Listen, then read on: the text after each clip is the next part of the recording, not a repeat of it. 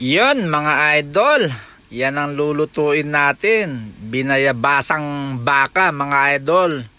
Request yan, kaya yan, syempre nagpainit na tayo ng pressure cooker. At mga idol kumukulot, ayan, nulog na natin yung baka. Sunod natin ng sibuyas syempre.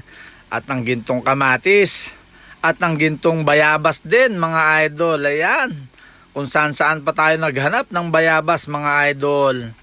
At ayan na siya. Sabaw pa lang mga idol oh. Dilaw na at nilagay na natin yung pampahaba ng buhay. Sitaw mga idol. Ayan, tsaka dalawang beef cubes.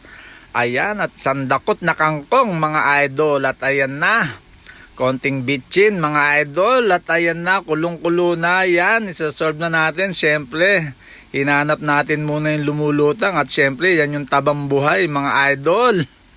Masarap talaga yan, lalo na yung sabaw mga idol. As in talagang ngayon lang uli ako nakatikim na to at talagang buti na lang sa nag-request mga idol. At ayan na ang finished product mga idol. Umuusok-usok pa mga idol, kaya yan, samahan din natin ng sili tsaka kalamansi patis. Ayan, salamat sa inyong pagtangkilik sa akin mga idol. Bye-bye!